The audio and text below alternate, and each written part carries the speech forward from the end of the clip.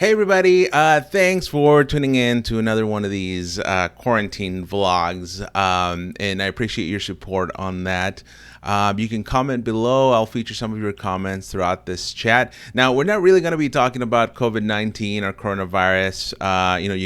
You can get the latest information, the latest accurate information on that at cdc.gov or WHO .int. That's the World Health Organization. You can see the links there at the bottom of your screen. So, that's where you can find a ton of great resources. And trust me, like there's some really great stuff there. Like especially at the cdc.gov, there's even a video of how to properly wash your hands, among other things. So, great content. Okay, so I want to bring in my guest today. It's a friend of mine, a great journalist. She's in Kansas City, and I just wanted to get her experience, her perspective on how she's living and how she's keeping a sense of normalcy during these crazy times. Bianca Beltran, hi, how are you? Hi, Oscar. I'm good. How are you? I'm doing well. Thanks for doing this. I've been doing this for a while, ever since I started working remotely.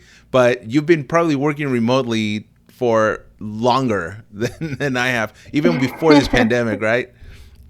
It's been a mix, actually. So I do what I can from home, Mm-hmm. and it is challenging because I live in a loft apartment. And Oh. so, actually, right now, my fiance Ryan, he's working, and Uh-huh. so you might hear him in his conversations a little bit through the wall. But so for those reasons, I don't have like a studio set up in my apartment with like an audio recording booth. It's been a little bit a challenge to get creative and find ways to record interviews from home. So now we're doing a lot more video remote interviews on Zoom or some other platforms.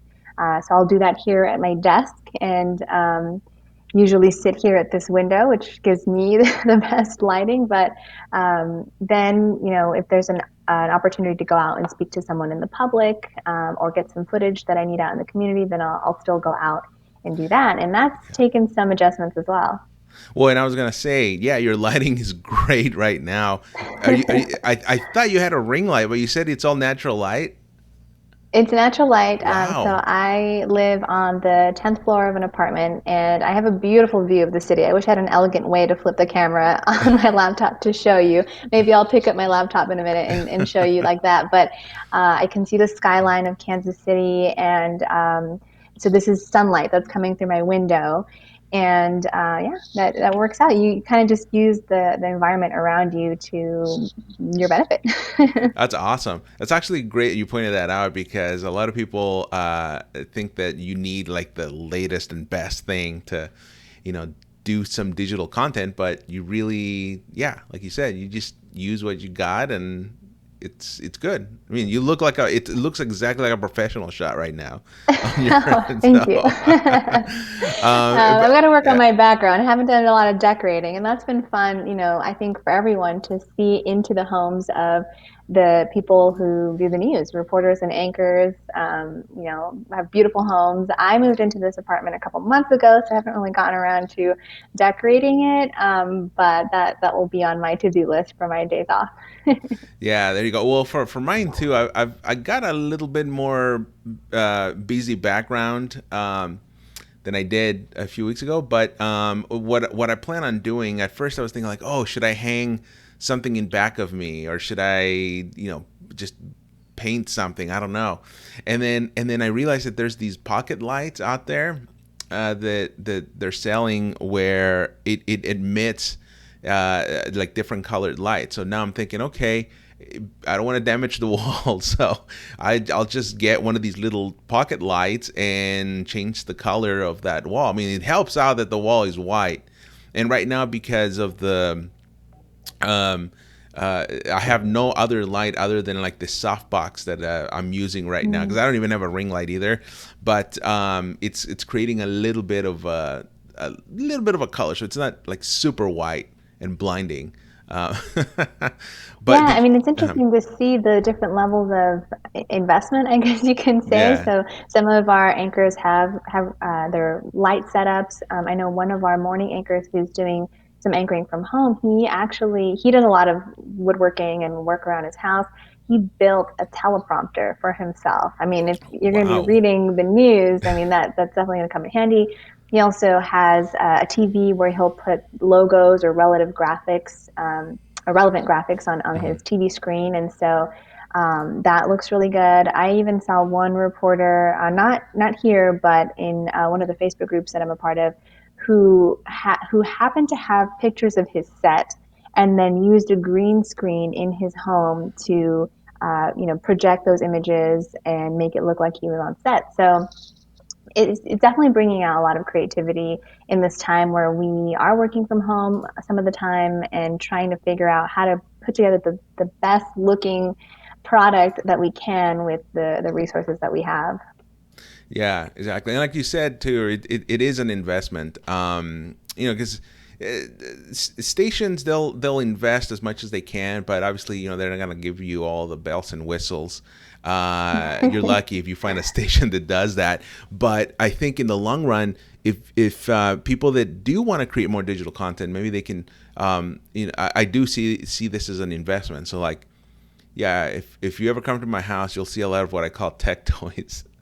So it's like I have so much stuff going on, like a bunch of cables. In fact, when I moved, I had to throw a bunch because I still had cables from back in like some devices in the early 2000s that are no longer, working. But did you have to upgrade your internet as well? Because that's really important. So I upgraded mine when I knew that I was going to be working remotely. Did you have to do yours too? Oh, that's smart. I hadn't thought about that. I have pretty decent internet, I think, so that Oh, hasn't been good. an issue. I think my biggest issue is more the logistics, and so I'm keeping an eye on my background because I adopted two kittens in December, and they have been the worst coworkers.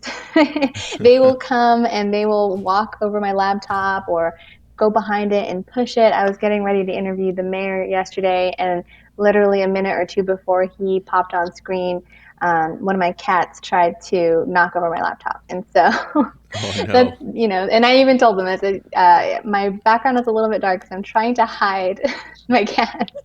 So they have been challenging to work around, and then just finding the space to do it when you're working from home. And I know other people have kids, and so Hmm. that's another thing that they factor in. But for the most part, it's been pretty smooth. It just takes a little bit of adapting. And I took a class on mobile journalism over the last year, and it is amazing. I mean, that kind of helped prime me for what is possible. There are apps where you can edit a whole package together on your phone. I have a little microphone that I have if I'm ever in a situation where I want to grab an interview, and I can do it on my phone by plugging in that microphone onto my phone. And so in a way, I was kind of already thinking about how to be a little bit more mobile, but now it's definitely become a necessity to be able to use the tools that you have, whether it's your laptop, your cell phone, apps, different kinds of apps, in order to make that happen. Because sometimes I work with a photographer. I'm lucky in that regard that I work with a photographer every day. But when I'm making calls from home, and someone says, yes, I'm available in 15 minutes, then you have to grab the interview how you can. Yeah. And I think that's been one benefit of this whole experience, is that people are a lot more accessible now because they have to be. Hmm. We've done interviews on the weekends that we normally probably wouldn't have been able to do. People have become available within minutes because all they have to do is get in front of their laptop or cell phone. And I think that's great, especially right now when people want information as soon as possible, and it's changing every day. Yeah. Well, what are some of the apps that you're currently using to get your work done? Zoom has been Hmm. great because it allows you to record the interviews, and I like it because I'm not on camera, and you can set it to where you have the speaker on camera. So if your mic is on and it picks up your audio, then you'll appear on camera, or you can just pin the video of the subject, which I like. And but the other option is, where you have the speaker on camera is good if you want that back and forth. If you want to include those questions on there. I've used Skype, and Skype, you could do either a split screen or you have your camera in the corner. So I think it just depends on style. Before that, I'd done a couple of FaceTime interviews, and for that, we were recording the screen, and that can be a little bit tricky. You want to have a clean screen, avoid Mm-hmm. glare, have a good way to pick up audio. And I've heard that there are some apps and ways to work around that so you can record the screen depending on the device that you're using. Facebook Messenger has come in handy in a pinch when I've reached out to someone on Facebook, and that's the best way that works for them. So it's really just being flexible and knowledgeable about how to work with all these things. Mm-hmm. On my phone, I have a couple of editing apps. So, sometimes in the workflow, you have to adjust the footage and then edit it. And we use Premiere and then export it and all that. So, if I get a couple clips on my phone, I have a couple of apps depending on whether I want it vertical or horizontal, to just edit it together real quick. I can put in a couple transitions if I need to, and then put it on social media to tease the story for later. So I'm always looking for new things, and right now it's been coming really in handy are some transcription services. I'm trying to find one that is either free or within budget, but Yeah. it's amazing the apps that are out there that can just help speed up the process. Yeah, yeah, exactly. Well, one of the things I really like about you is just how versatile you are, and you are very knowledgeable on a lot of this stuff, on what goes on or what it takes to go out and be mobile and succeed at it. Um, yeah, like I use like as far as captioning goes, for an app I use is Cliptomatic, but it's like Hmm. $5. It does have its limitations, but like a congresswoman, AOC, Mm. she uses this app, and it basically it does a great job at translating what you're saying on the fly. You just have to record within the app, and then from there you just export it, either vertical or landscape, however you're gonna share it to social Hmm. media. But yeah, so that's the one I use. I haven't found anything that has been free that allows me to do that, or something that's even perfect. Like ideally, I Yeah. would love to record off, just on the native camera and then upload the picture and then let the software do the captioning. But yeah, this one kind of Hmm. does it on the fly, so that's why you got to record Mm. in app. And yeah, there's just so much stuff Someone out there. recommended Otter to me, and I've used it a Mm. couple times. They have a few. You could do it Uh-huh. a few times for free, and especially when you have a long interview and you're on deadline, you can upload that, and it's mostly accurate. I mean, I do go back and listen through just to fix any words that it didn't understand, especially when you're using vocabulary that is new, like COVID-19, coronavirus, things that maybe won't necessarily be in the AI's vocabulary, and so or names, you have to go in and fix that. And it's definitely sped up the process. But after those free tries, it is a subscription based program, Mm-hmm. and I think that's one of the things that it's so important to go back and listen to the interview for inflection, emotion, just to double check the facts that you heard. But it does take a lot of time, especially if you think about maybe Yeah. a 15-minute interview. It's that 15 minutes plus the pause and the replay, and then going back to make sure you heard that right and to type it out. So I usually give myself about an hour to listen back Wow. to all of my interviews, transcribe them, and then have them, logged with time codes. And that's generous, because you don't always have an hour to sit and do that. Yeah. Well, one of the things I was curious about was, so when you do all this and you go out to gather your elements, what measures are you taking personally to protect yourself, since you're pretty much out there? I mean, you said you work with a photog, but that's Hmm. another person added to the mix. So what do you do personally to just protect yourself against maybe contracting the virus? I think the first thing is just kind of gauging what is necessary to do out in the community and what can be done remotely. And thankfully, when it comes to local leaders or experts, they've become flexible and becoming available with remote interviews. But sometimes you have to be there to see it. You know, the food delivery or Mm-hmm. the food pickup. You know, meals at schools hand out. Testing, going out to see the testing, it's still so important to be there in person and witness it because there might be other stories that come out of that that you didn't expect to find. And so I think just having a judgment call on, is it necessary to go out for this story or not?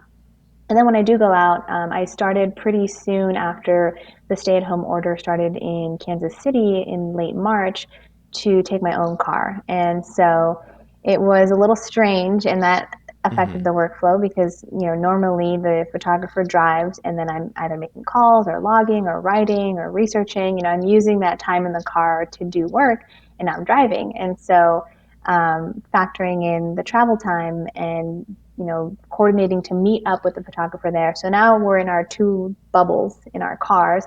And then when we get out of the car, I wear a mask, either a Mm-hmm. cloth mask or the station has provided us with some disposable masks. I have gloves because one thing that the doctor at a local hospital brought up is we have these poles that we've attached our microphones to that give us a 6 foot distance. But the concern there is that if there are any like droplets or spray or any kind of moisture to not get graphic that gets onto the Mm-hmm. microphone that could potentially be infected, then we're bringing that microphone in and touching it. So then I have gloves to touch the equipment. The photographers have uh, sanitizer wipes or disinfectant wipes to wipe down the equipment every time I touch it, every time he touches it, every time it comes into proximity of someone else. We've stopped using lavalier mics. Those are the ones that we wear, especially with the people that we interview. And we just try to keep our distance. And so once we are done filming and doing the interviews, then I go back into my car and I work on, you know, listening to the interviews, logging, writing, all of that. And the photographer goes back to their car and we're again in our little bubbles. And so it's kind of funny now, a little caravan every time we show up somewhere. Uh-huh. But it's just one easy way to just minimize being in the car for an extended period of time together. Because when they're in the driver's seat and you're in the passenger seat, I mean, that's probably not even 1 or 2 feet apart. So um, it's also just peace of mind too. And I get more space in my car. Well, that's good. And does he edit the material after you log it? And if so, how does that work? You just go out and hand him the B-roll or the laptop, or how does that work?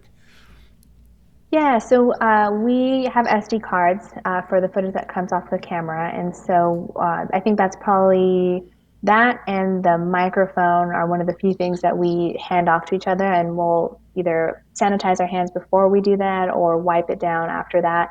And so that's how we get the footage from the camera. When it comes to Zoom interviews, I'll use something like WeTransfer or put it on a flash drive to send to the photographer.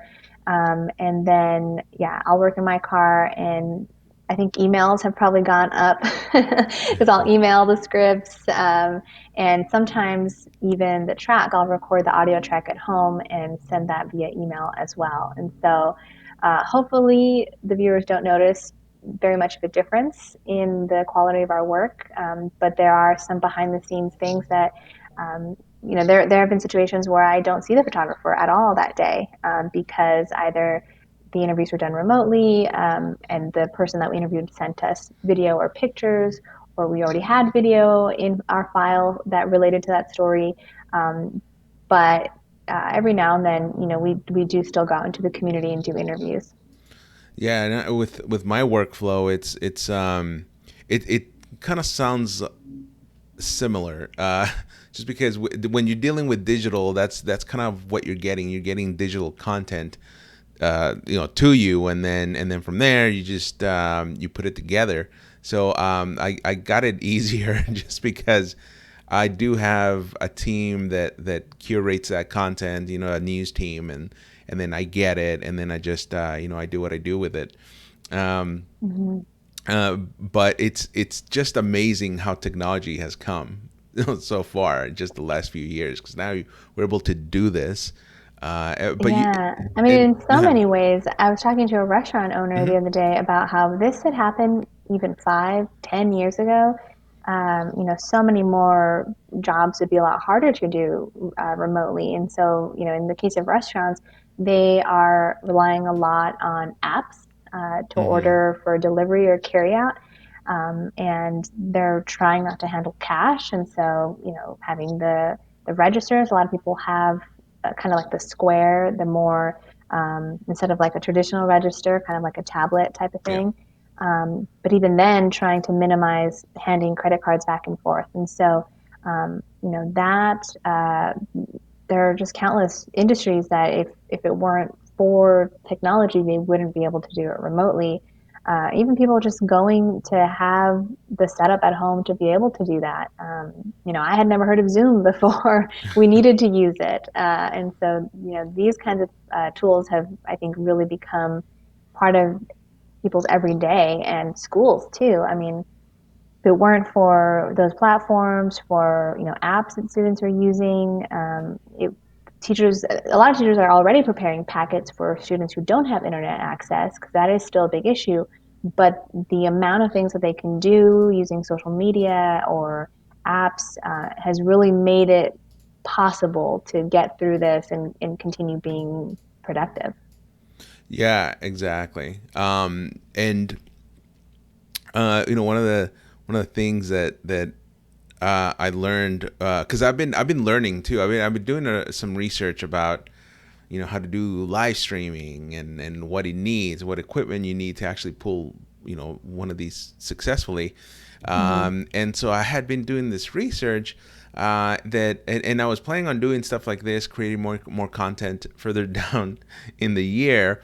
But then the pandemic happened and we were all homebound, and I was like, okay, well, some of the stuff I have, some of the stuff I can order, but uh, yeah, like I've been even learning how the ropes around this software I'm using right now. It's called vMix. So it's Hmm.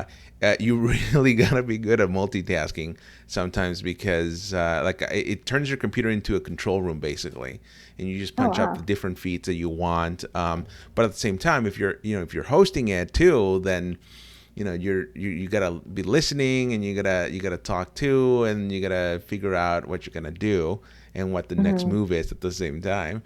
So I've been learning a lot about what I'm capable of through all of this. Mm-hmm. So are there a few things that you've learned about yourself through all this that you didn't know you were capable of before? That's a good question. I mean, I definitely think, as a whole, our newscast has been very flexible. I know of producers that are working from home, and that took some figuring out how to get them on the appropriate systems, and they managed to do it. I can't explain how they did it, but for me, I mean, I think the basic things are still there. It's just a matter of being more cognizant, I think, of time management and also just being aware of our actions. So even wearing a mask, like taking it off properly so that you don't have cross contamination. Um, getting working in my car, I have to make sure my car is clean, things like that. And I think the biggest thing that has been, I don't want to say a challenge, but has been something that I'm still working through is the content has changed too. On top of the process is the content. Um, you know, we've been going on over a month of COVID-19 coverage every single day. Multiple reporters and anchors, everyone chipping in to make sure we're covering all the bases and all the different angles that we can. And so trying to think outside of the box. I mean, that's something that we did already and tried to do already is to think about communities that um, that have stories that aren't being told, or that, just trying to think outside of my experience. What is someone else's experience during this? How does it differ and why? And so I think that this experience, both working from home and working through a pandemic, has really exercised that creativity, both in how we present a story and what it is that we're presenting. And it's amazing, over a month into this, we're still coming up with story ideas, and there are still more things to be told, more updates to be had. And I think, we were talking about the setups that people have. I think initially it was like, well, we don't really know how long this is going to go on. Now I think we have a little bit better sense, but we're still trying to um, figure out, how long we're going to be doing this. And then as long as it took to, um, as our news director put it, put the pieces in place to work in this way, then we're going to have to kind of start scaling it back, in order to get back to the way it was before. But I think in a certain way, it won't be exactly the same as it was before, because we've learned lessons, we've learned how to do things more efficiently, how to do things more creatively, and that the goal is to apply those lessons to our reporting moving forward. So can't quite put my finger on like one new trick or skill that I've learned, but I think it's just expanding my brain to think about the possibilities that maybe I wouldn't have done before. I'll say one of the reporters that I worked with before, I saw one of his stories recently, because we were under the same company still, and he used the green screen that the meteorologist uses, and the map of the area that the meteorologists usually use to show temperatures. He put the numbers of um, cases compared to the population. And I thought that was a really creative way to visualize. I mean, we're showing graphs and we're showing charts and numbers every day. And after a while, I think it can be hard to understand what that means, and to show it both geographically on a map and then compare, this is the number of cases compared to the population of a town that you're familiar with. I thought that was really interesting, which, I've used the green screen maybe a handful of times, but that just opens it up to more possibilities, trying it out for this and then seeing, what can we use it for in the future.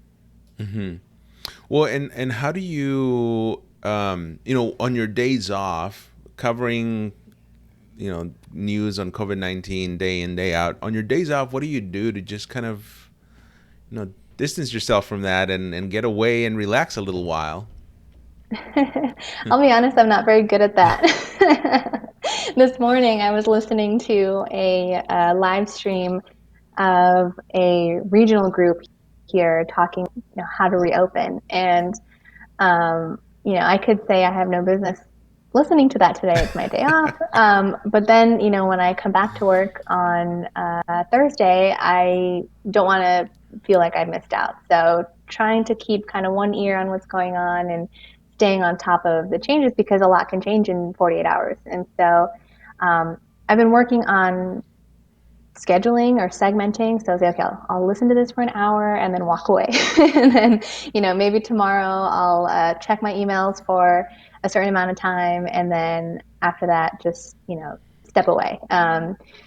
But when I do step away, I guess I try to clean, catch up on cleaning, reading, watching TV, and spending time with my cats and my fiance and my family. And so just trying to find some balance. I know it's really hard for a lot of people, because we, especially as journalists, we always want to be clued into what's going on. But our news director has been really good sending out messages almost every day, reminding us to rest, because this story, even if we all start going back to work, is going to continue having impacts for a while, and so this is going to be an ongoing.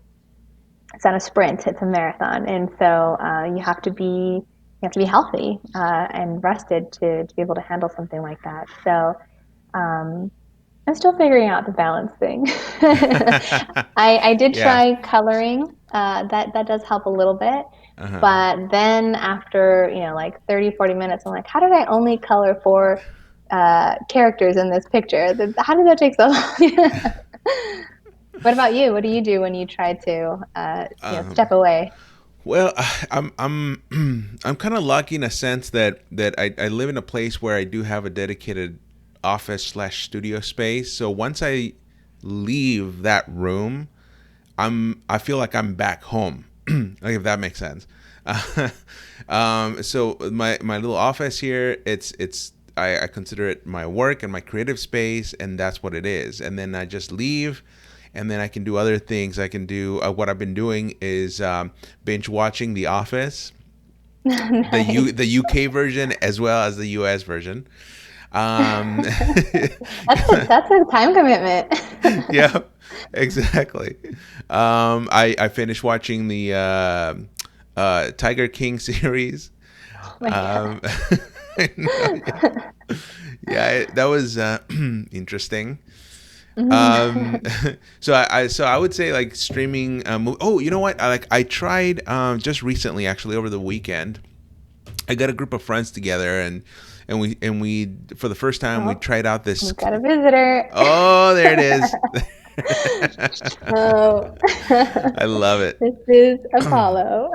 I got my little like pup down here. Whenever he hears voices, and when I'm doing these vlogs, he always comes in. Hmm. Sometimes he's just scratching the door until he finally gets it open. It's crazy. They just want to be with us. Sorry But about that. You were saying yeah, about no streaming. worries. I love this. So we started doing this thing called the Netflix. It's a Netflix party, Netflix watch party. Uh, So you have to have, I think all of everybody that participates has to have a Netflix account, mm. and then you have to get Sorry. you have to get a plugin installed on your browser, Netflix party, Hmm. and then you have to. I mean, there's some several steps here, but you have to. Whoever's hosting it logs into the Netflix account and just picks the movie and Oh, starts it up. Then you get this remote in link. You send it out to everybody else, and then they kind of patch in. And there's like a chat that pops up, and so you're watching the oh movie, wow. and you can comment on on the movie as you're all watching it. And depending on what setting you go with, if somebody pauses the movie, then he pauses it for everybody else. So Oh. yeah, I like that feature just because if somebody has to go to the bathroom or something, they can Hmm. pause it and we're all in sync, so we're all watching the same thing. We're not missing anything. Oh, Um, okay. yeah, so I like that feature. But you do need to watch it on a computer. That's the only limitation of this thing. Oh, okay. Yeah, yeah, but it's something kind of cool that just recently launched, I believe, and so I didn't know how it was gonna work out, but it did. So now I have a little bit more experience in that stuff. So it's one of the things we've Nice. been trying to do, having more Zoom parties. Hmm. Uh, and then what else? Oh, well, also a drive. In fact, just a couple weeks ago, I went out to downtown LA, and I think I actually have some video here that I can show. But yeah, there we go. So the video, Ooh, pretty. yeah. My wife and I. Well, my wife convinced me to go and get this ride and just drive around. So we ended up going downtown LA just because the freeways were not as packed. So we actually ended up getting there Mm. in no time, and then we were in downtown and roaming through Chinatown and some of the streets also, and we just went to do a little sightseeing. We didn't get out of the car or anything, but Hmm. it was just nice to get out and go for a drive. And here's a shot of the Wow, look at that freeway. freeway. I know, yeah, for LA, it's Oh my it's pretty goodness. good. Yeah, it's so we're doing that sort of stuff, and hopefully, once other things start reopening, we can start doing that. I got a year, an annual membership Hmm. at these different museums in LA County, Oh, and yeah, it's like I you only can't used it go. once. I know I only used it once, and then this whole thing happened, and yeah, there it is. Well, So hopefully it'll still be yeah, valid after that time I expires. hope so. I There, hope I so. discovered Uh-huh. there's a lot of really interesting Uh-huh. content on Google Arts and Culture. Oh, And okay. so you could take virtual tours of a lot of really famous places. And I have a friend who I think it was for, I can't remember if it was for her husband's birthday or their anniversary, but her gift was that she had planned dates every like one a month for a year, and she had already bought the tickets, I think, and had scheduled them Hmm. down to the time and the day. And it was a really cute idea, but then, they had to stay home, and a lot of those places that they couldn't, they were planning on going to had Hmm. closed. And so for their date of, I think it was last month, they took a virtual tour of some museums and different places around the world. And so I think that's really neat. And I know that I did a story. I live right next to a museum here in Kansas City, the National World War One Museum, and I did a story about how their museum is closed, and so the employees that would normally greet the guests or work in the gift shop, they are now transcribing letters from that time period, from Wow. soldiers to their families, that sort of thing, to make it available online. And so they have a whole, YouTube channel and all this collection of things that you can still experience virtually. So that's been Hmm. pretty cool too. Something that I probably wouldn't have uh, looked up necessarily on Yeah. a whim, but there's so much out there. So maybe some of those museums have that feature too. Yeah, actually, yeah, you bring in a great point because I have gotten emails from the museum and of so L.A. County Museum of Natural History, and um, yeah, they say like, oh yeah, we got this going on. Like you're right. These museums are offering some good stuff, some good content. So I think thanks for that great tip because I think I'm gonna try it. It's another thing to pass the time. At first when my station told me, hey, you guys are gonna be working remotely. Digital team's gonna be working remotely. At first I thought like, oh, maybe it's like 2-3 weeks, and because I've worked remotely before, but it's never been more than Mhm. 2 weeks. And they Mm. said, yeah, be prepared to work from home for at least 3 months. I was like, whoa. Wow. Yeah, and things just keep changing rapidly. I mean, hopefully, and my camera just turned off right here because it has a time Uh-oh. limit, but it's a quick fix. It's one of the things that I'm actually trying to upgrade, and I probably will at some point, maybe this year, who knows. But some cameras have a limit on the video portion or the video feature of it, and Oh. so for mine it goes up to 30 minutes. If 30 minutes, just turns off automatically. Some cameras Oh, don't have interesting. that, it In just case goes you on walked indefinitely. away or fell asleep. Yep. I guess so. But it's just a quick flip of the switch and then we're back on. But yeah, so over here, because LA is such a huge place, there's so many people.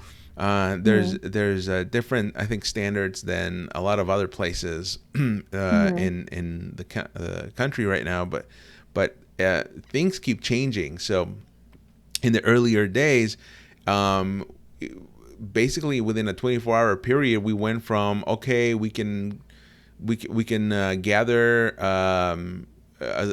10, what was it, 10, um, uh, maybe it was like 20 people. It was like a small group of people, mm, like definitely way more than 20, I believe. And then like the following day, basically it was like, oh no, you have to keep your group to 10 people or less.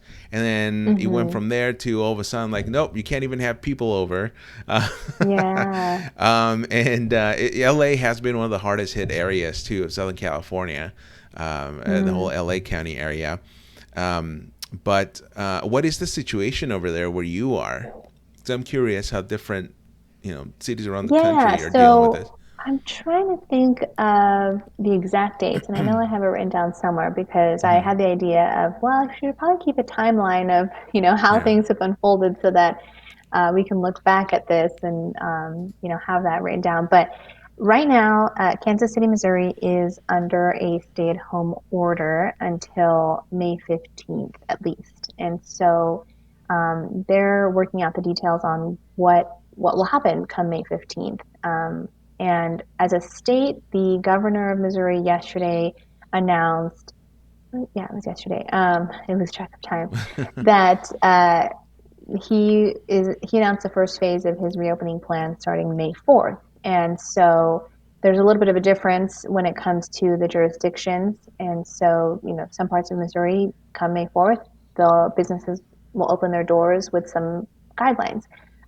But then there's Kansas City, Missouri, I believe Jackson County. I want to say Platte County. I have that in my notes. Actually, I have it right here. Yeah. May 15th is when the current stay-at-home order ends, but how businesses will be reopened, that is still being worked out in terms of the details. And then on the Kansas side, because Kansas City is kind of right on the border between Missouri and Kansas, so it's the metropolitan area. A lot of people come back and forth between states. Um, the state of Kansas also, I believe May 3rd is when the governor was talking about ending the stay-at-home order, but that is still also being worked out this week. I think Thursday is when she's expected to give an announcement, and then the local jurisdictions are also working on their plans as well. So, every day there are conversations about, timing and, where things are in terms of testing, which businesses should be open right away, how do they reopen, how many people do they let in, is there a percentage of capacity that makes sense, or is there a hard number of customers that makes sense, and then what do you do, if someone gets sick? So there's still a lot of questions that the local leaders are working to answer, and I think, from what I've heard, my research is that like for example, Johnson County, Kansas, which is, depending on what part you go to, within a 15-20 minute drive of where I live in Kansas City, Missouri, the data shows that the number of infections is trending downward. But when it comes to data, you want to have as much as you can to really confirm those trends. And then once businesses start reopening, that could fluctuate. People can start getting sick. There could be spikes. So they're trying to figure out how to deal with that. But I know that the Kansas City, Missouri stay-at-home order, I believe, went into effect the 24th of March, around there. And I remember when we were doing stories about it, what does this mean for businesses? I remember doing a story about the wedding industry, and that was when I think there was a cap of like gatherings of maybe, it started with I think 250 people, and then it went down to 100, and then within the next day it went down even more. And so, they were already saying, how do you have a wedding with 100 people? That's not quite the same.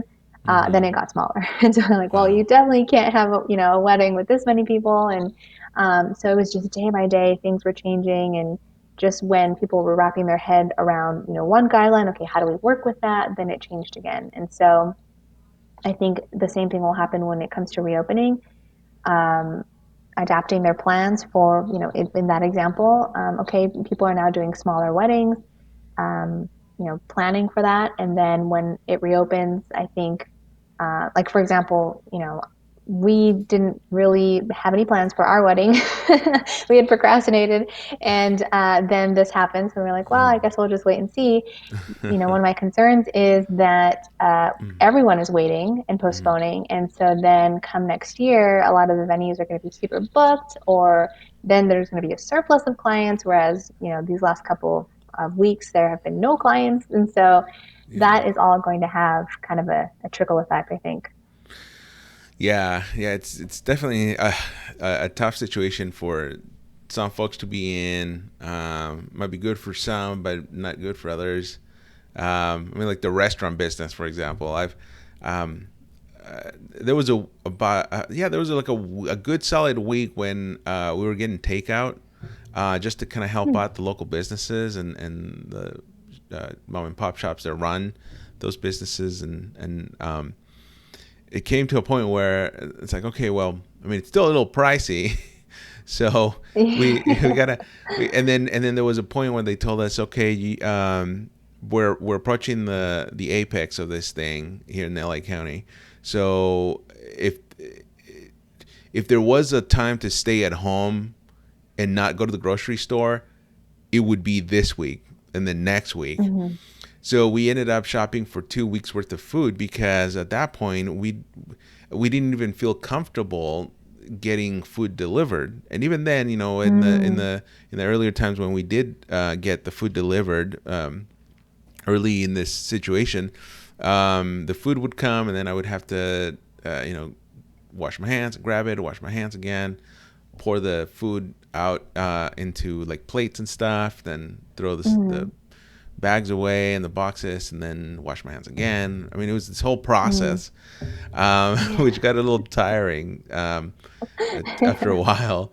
But I kind of feel also for like the barber shops. I haven't been to a barber shop, and I got my barber who I like going to him, and I haven't seen him in like 2 months now, and so I can, these folks, some of these folks, they run on, they're surviving on the money that they make from these professions. It's Hmm. not like they have a stockpile of money waiting for them. So I'm hoping the stimulus money Right. helped a little bit, but yeah, I can't wait until we're finally allowed to go to the barber shop, and that way I can give him a big fat tip. Uh, Yeah. but yes, some people are working, some are not. It's a crazy situation. Um, Hmm. yeah, Hmm. so I have, like you said, I have a feeling that the people that aren't working right now, especially people that do their own businesses, like the wedding planners, that yeah, they may be not getting anything right now, any business, but then there's gonna come a point where yeah, they're gonna see an influx of clients, and so business is Hmm. gonna be good, but it is gonna be a Hmm. little overwhelming. I think, but I think that's what's gonna be happening. Yeah. And like you say, Uh, just being able to make it to that point yeah, because, the rent doesn't go away, the bills don't go away, and they're not getting new money in. And yeah, so I know some businesses have been doing like gift cards, you could support your mhm, stylist or continue buying products for them, yeah, from them, and that helps a little bit. But even restaurants that are doing well or businesses that are doing hmm, well, it's not the same as it would be. I was interviewing a manager of a brewery the other mm, day, and so they're doing curbside now, and so people will come in to get their growlers and take them to go, but it's not the same as you go in for happy hour, you go with a friend, you spend however much time there and buy however many drinks, and you talk to the bartender and you give them a tip. I think there are different customs for dining in and dining out, and some people are trying to compensate, like you say. They realize the need is there, and then trying to either give a big tip or buy more than you normally would or more often than you normally would. But I am part of a leadership group here in Kansas City. It's like young professionals, and hmm, we have a group chat, and we'll keep each other, posted about fundraiser ways to contribute. And it's hard. There are people that are losing their jobs, not just in service industry, but in all kinds of sectors. And so there are just so many different places where help is needed. And so trying to give back while also, taking care of yourself or your friends or your family. I mean, I think that, we've seen the numbers from the labor departments from various states, but, we will continue to see, I think, the impact over the next couple of weeks and months of who gets that help, like you mentioned, the stimulus money, Paycheck Protection Program money. There are even some local funds here that were created to give people business loans. And I don't have the exact number off the top of my head, but there was one fund that was maybe $500,000, and they got like $30 million in requests.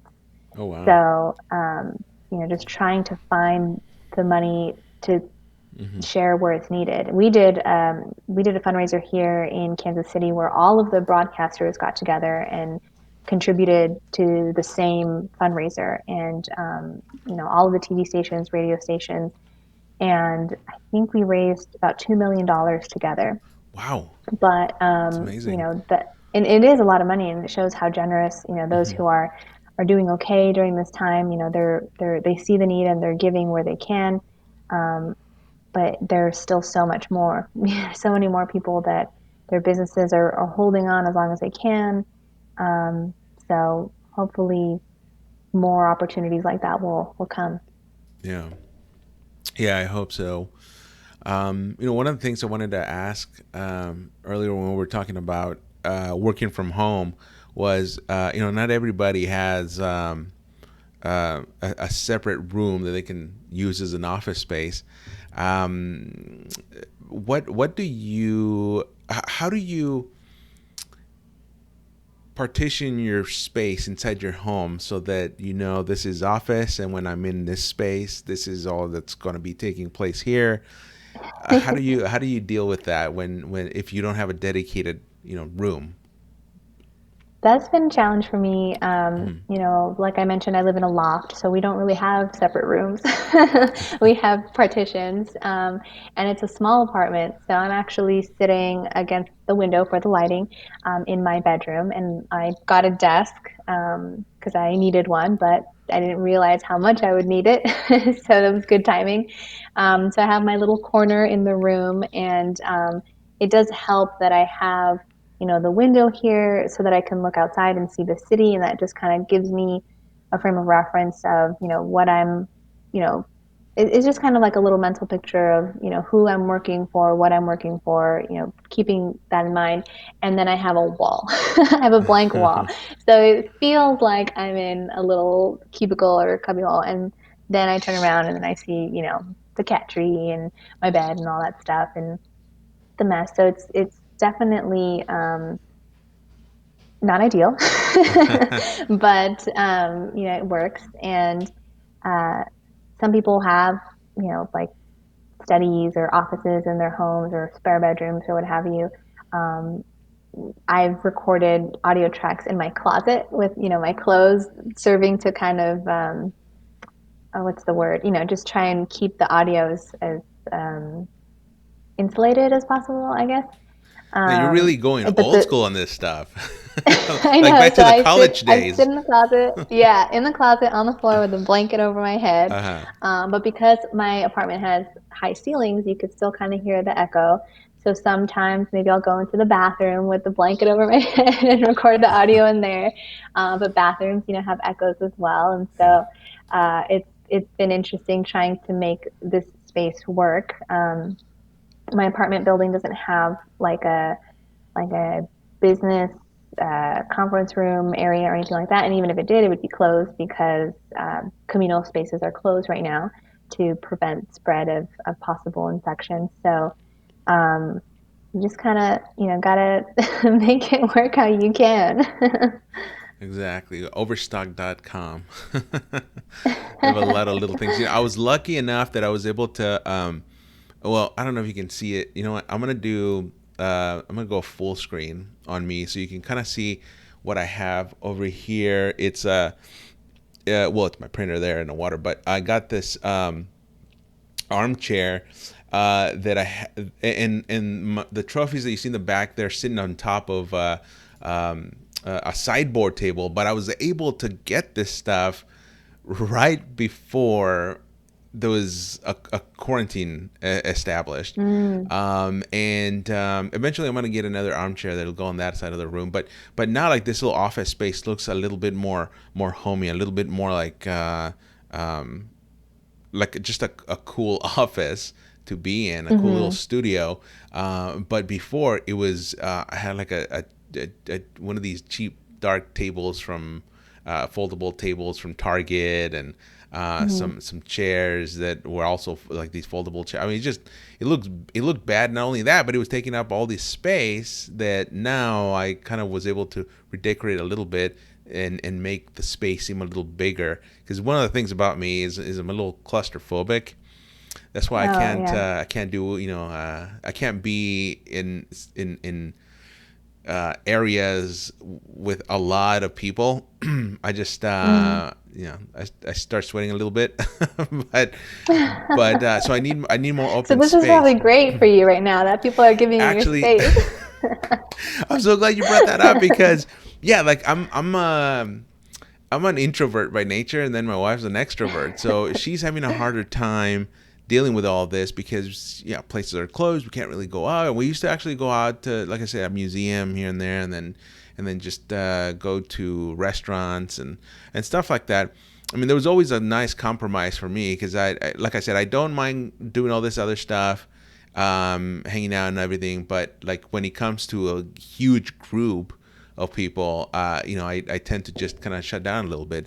But so I'm Mm. like thriving in this environment right now. Like I have, I have like over, well over a month working remotely, and I rarely go out either, other than like driving around a little bit like I did that one time, or go to the grocery store, or walk around the complex to take my dog for a walk and stuff.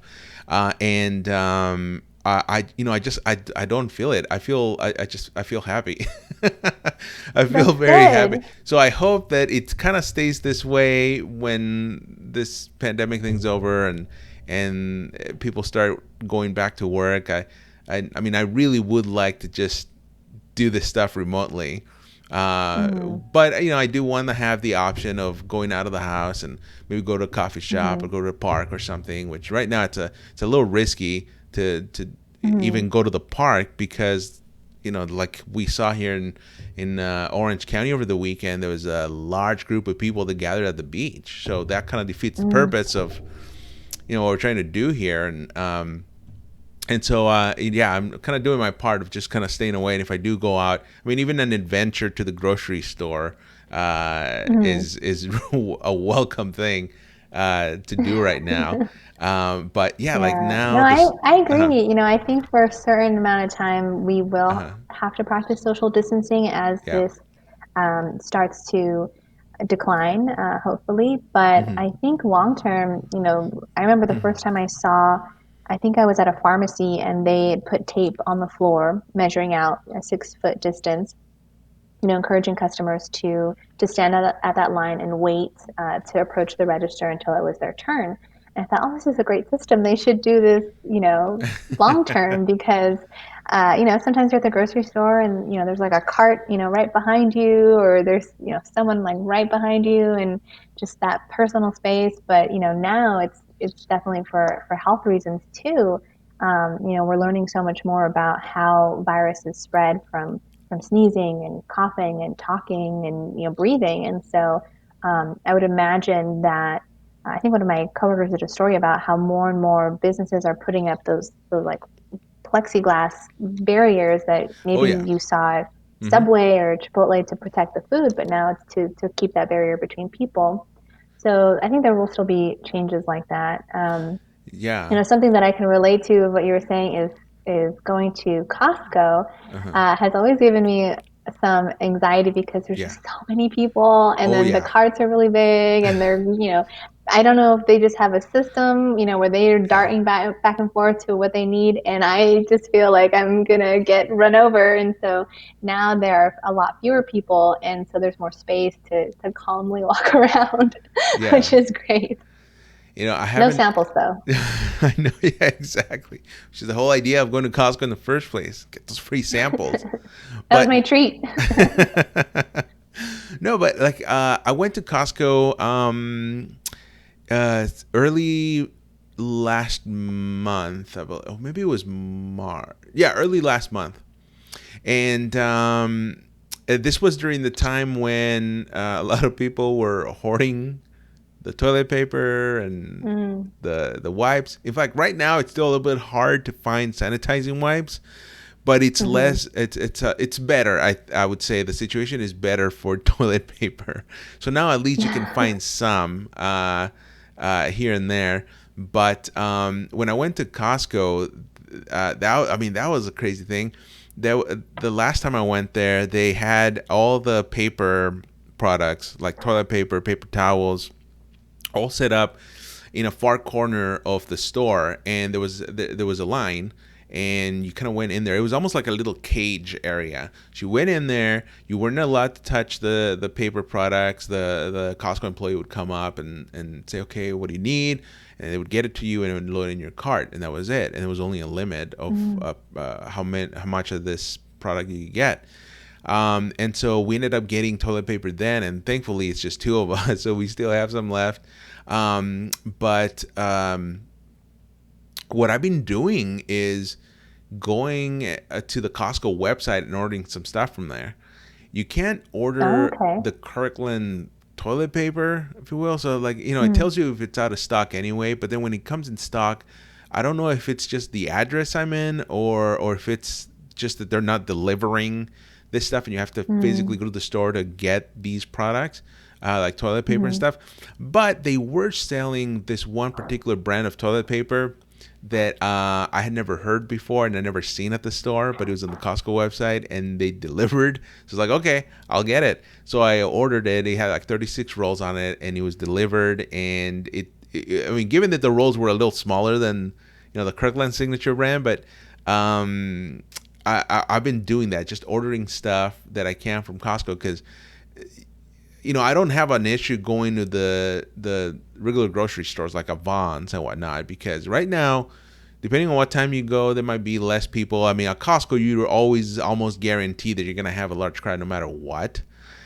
mm-hmm, So, um, so I ended up going to the grocery store, and now they're not letting you in if you don't mm. have a face covering, which I think is good, because then you don't feel self conscious. You're not the only one wearing a mask. Everybody else is wearing a mask. But yeah, Yeah. I saw the plexiglass stuff, and one of the things though that I didn't like was the fact that you still have a two-way aisle, and these aisles are narrow. There's no Mm, way to avoid mm-hmm, social distancing when somebody's coming, in the opposite direction as you, and you're in the same aisle. mm-hmm. So I kind of just have to bite the bullet on that one, and do that. But I think I heard Walmart was going to start doing one-way aisles, which I think is why haven't people done that already? Um, Yeah, that makes sense.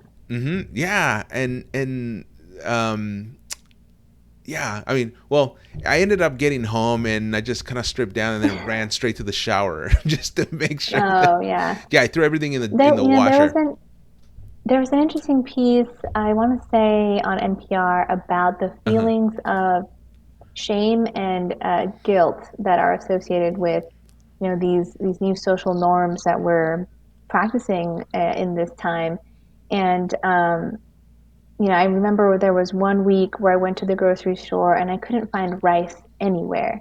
Mm. And I went to a smaller store and they had little bags of organic rice, which is a product that I probably wouldn't normally buy.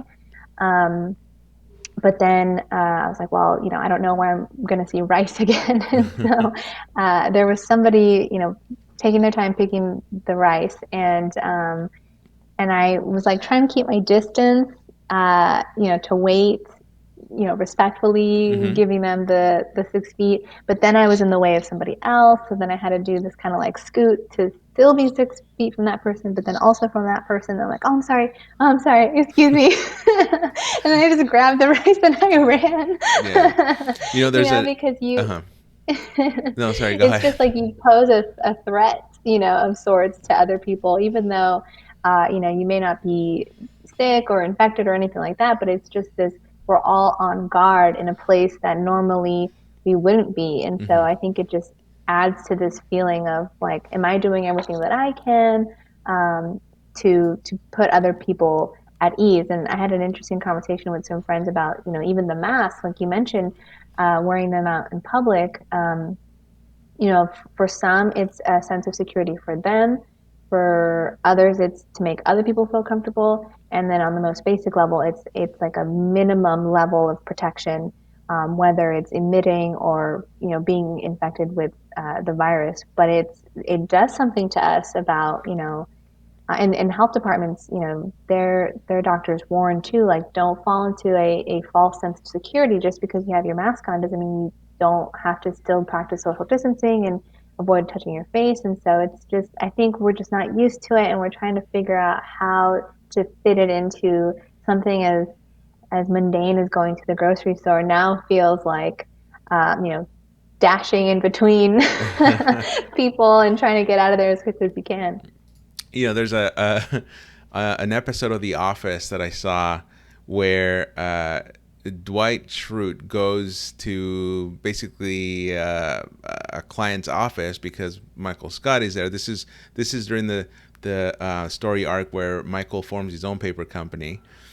So they're going after the same client, and so Dwight Schrute comes into the office, and the secretary tells him she just all she does is stand up and say, "Wait, you can't go in there." And him, for whatever reason, he decides to just do this spin move, and he even says it out loud, "Spin move." And then he goes in like a football player, and then he goes in the so that scene was running through my mind when I was at the grocery store, especially like I went for I went to go get a watermelon, but then this like older lady was walking towards it, and for her, she was oblivious as to what was happening, and I mean, she was Latina in the Latino community. You're kind of like that. Sometimes, if you're all of an older generation, you're a little bit oblivious to what's going on. But she was just approaching me like with like she had no intention of waiting around until I was done or anything. So so I was like, all right, spin move, and then I grabbed the watermelon, whichever watermelon I could get a hold of, and I just created that distance. For me, I go in with the idea that I'm going to be encountering these people that are going to be aloof to what's going on, and they might not necessarily think about. I mean, they've been running so many years, not really, like you said, not having to think, going to a grocery store, not having to think about these little particulars of how to stay safe. But for me, it's just another thing that also have to worry about. It's like driving. Not only are you worrying about how you're driving, but you're worrying about how the other person's driving, so that nobody gets in an accident. Mm-hmm.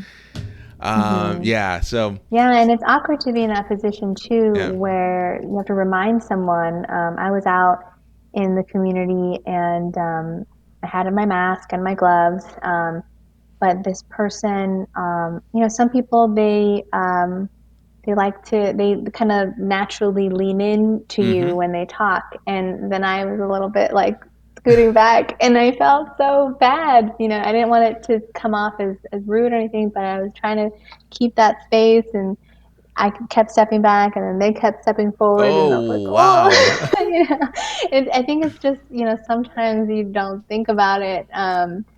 And I had a conversation with a friend of mine who she will naturally just kind of like touch people, and Yeah.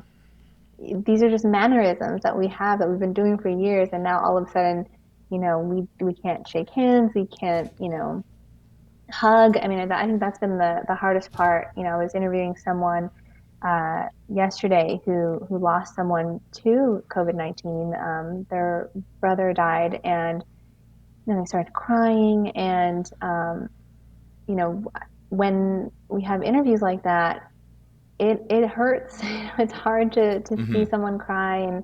And previously I would maybe extend a hand or offer a hug and be a person, and offer a little bit of comfort. And now you can't do that. And so, Yeah. and then also I had this mask on, and so all you could see are my eyes, and I'm trying to communicate as much, you know, feeling as I can with my eyes to so that it doesn't seem like I'm just, staring at this person crying. And these are just, I think, these social norms are changing, and it's hard to change, but we have to do it to keep each other safe. Yeah. Well, and lastly, before we wrap this up, is there uh, any social practices that we're doing now currently that you would like to see stick around after this pandemic is over and society reopens? Like That's a great question. for me, for example, the handshaking. Hmm. It's been around for a very long time, but Hmm. just that. I mean, a fist bump, okay, maybe, but I think I would like to not go back to the handshake part. It could avoid a lot of illnesses, a lot. Yeah, and Mhm. yeah, that's a good idea. I can be on board with that for sure. I'm also guilty, previously of being like shaking hands too many times. Like I would, shake somebody's hand when I met them. I would shake their hand after the interview, and then sometimes I would shake their hand when I left, as kind of like a sign of respect. Like, thank you Mm-hmm. very much for meeting with me. Thank you for talking to me. Thank you for your time. And sometimes I would feel awkward about it, just shaking so many hands in one day. So I can get on board with leaving that behind. Actually, I would say instead of like stopping doing something, I think I would like to see people continue to do the acts of kindness that they're doing now. I mean, I think one thing that has helped, keep me going covering this every day is that every now and then we get those stories of, the parades that people do for people when there's some celebration that they can't do with a party like they normally would, or, sending flowers and meal delivery, chalk art to send a message of positivity. I mean, I think we've seen people get creative in that sense too, of doing something, contributing something in this time, to make their neighbors smile or to make strangers smile or to just check on, family members, offering to buy groceries for those who are at risk, keeping them in mind. And I think, you know, if there is a long lasting effect of this, I would hope that, that continues and that we don't forget that feeling of togetherness. And the skyline is really great. I posted a picture on Instagram yesterday. At night, the lights have hearts and messages of support for our frontline workers. And so it's nice to wake up and see that, or go to bed and see that, knowing that this is something that we're all going through. I mean, you and I we're miles apart across the Yeah. country, but we have very similar experiences. I mean, everyone all around the world is going through this, and so if anything, this is a shared experience that none of us will ever forget. Well said. I like that. Uh, I think one of the other things I would like to see or have stick around is a lot more remote work. Not just for Mm. me. I mean, I love the remote work, but because I've seen what remote work is doing right now for the environment, particularly. Hmm. Just with how long has it been? Like maybe I think within 4 weeks, a lot of the smog cleared out here in the LA area. So now you can see Oh, more blue skies, and it just it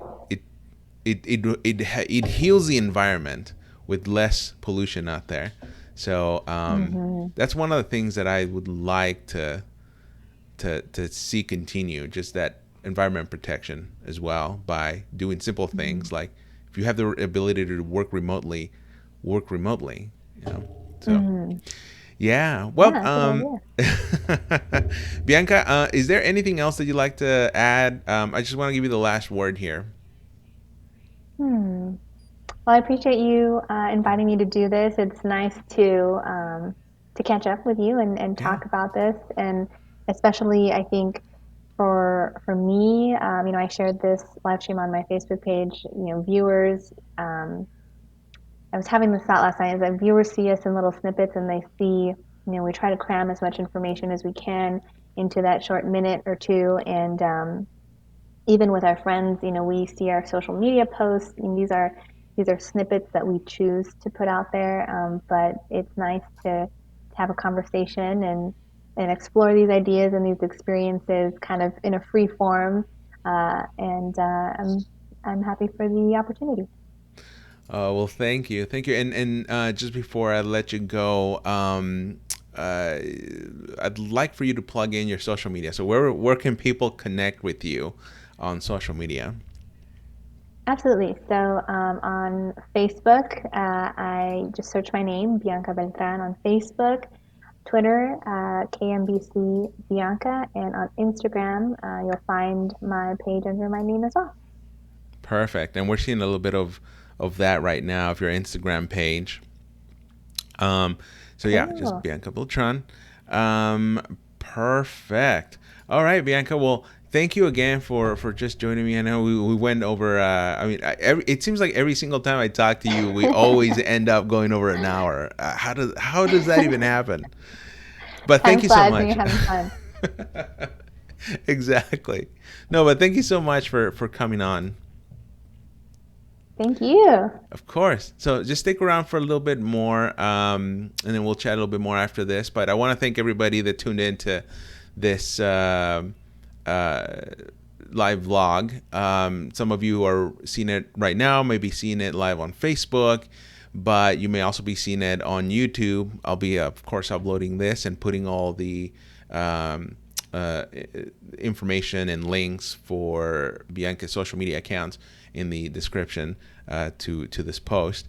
But if you also want to follow me on social media, you can do so on my Instagram, O Flores News. You'll see it there at the bottom of your screen. Also, my Twitter at O Flores. I usually put a lot of news-oriented content on Twitter, where Instagram is a little bit more fun. And also, if you're looking to get more information, the latest updates, the latest accurate information on COVID-19, you can go to cdc.gov or who.int. You see the links there at the bottom of your screen. Tons of great resources. You can also follow your local media stations.